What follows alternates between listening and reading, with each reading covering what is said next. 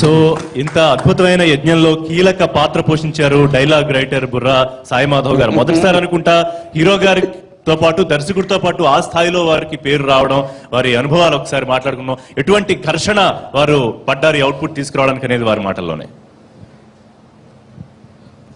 ఈ సినిమా చేయటం అనేది నా అదృష్టం అండి. జన్మ ధన్యమైపోయిన ఫీలింగ్ వస్తుంది నాకు ఇప్పుడు. కృషి గారికి, సాయిబాబు గారికి, రాజీవ్ రెడ్డి గారికి, బిబు శ్రీనివాస్ గారికి ఎలా రుణం తీర్చుకోవాలో అర్థం కాని పరిస్థితి. అసలు రుణం తీర్చుకోవాలని ఆలోచన కూడా రాకూడదు, ఎందుకంటే జరిగే పని కాదు. కాదు, మీరు అన్నప్పుడు ధన్యం అన్నప్పుడు దాంట్లో పదవి రాశారు గురుగారు. ధన్యము జనని తగని మన్నాను కొన్నారు.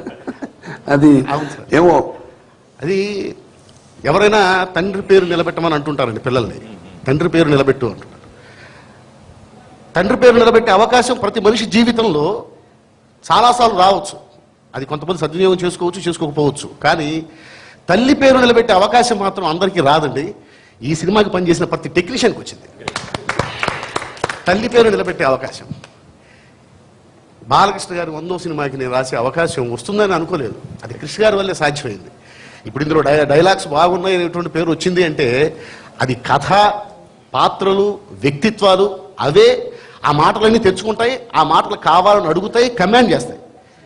ముఖ్యంగా కృష్ణ గారి దగ్గర పనిచేస్తే ఏ మాటల రచయిత ఇంత గొప్పగా రాస్తాడు, సమస్య లేదు అందులో. అది మాత్రం నేను గట్టిగా చెప్పగలను. అద్భుతమైన టీంతో కలిసి జర్నీ చేస్తున్నాను నేను. ఈరోజు నేను ఇక్కడ కూర్చున్నానంటే గురుగారు శ్రీనివాస సీతారామ శాస్త్రి గారు వారి ముందు కూర్చుంటే సరస్వతి నది ఒడ్డున మౌనంగా కూర్చున్నట్టు ఉంటుంది. సరస్వతి నది ఒడ్డున కూర్చొని నీళ్ళలాగా తల మీద చల్లుకొని వస్తున్నట్టు. గురువు గారి సాన్నిహిత్యం నాకు దొరకటం, ఇలా ఎన్నో ఎన్నో ఎలా చెప్పాలో కూడా అర్థం కాని ఒక అవ్యక్తానుభూతి.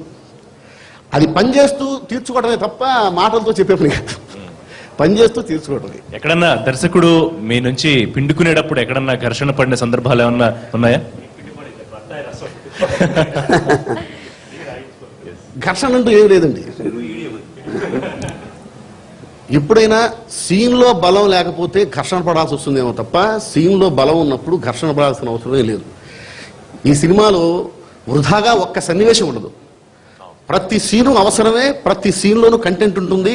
ఏ సీన్ లేకపోయినా కూడాను ఇది నడవదేమో అనేటట్టు ఉంటుంది. అలాంటప్పుడు సీన్లో అద్భుతమైనటువంటి కంటెంట్ ఉన్నప్పుడు, కావలసినంత ఉన్నప్పుడు ఘర్షణ పడాల్సిందే ఉంది. ఇంకా బాగా చెప్పొచ్చా అనేటువంటి దుగ్ధం ఉంటుంది, కానీ కష్టం అనేది ఉండదు.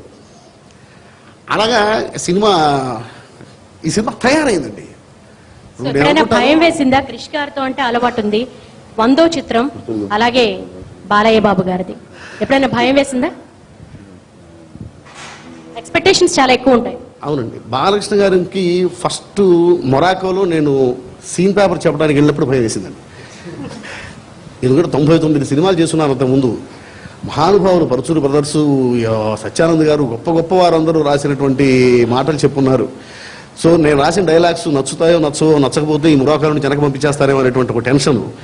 వెళ్ళి కూర్చొని ఒకసారి అట్లా సీన్ పేపర్ చూసి బాగున్నాయి అనగానే ఒక రిలాక్సేషన్ వచ్చేసింది.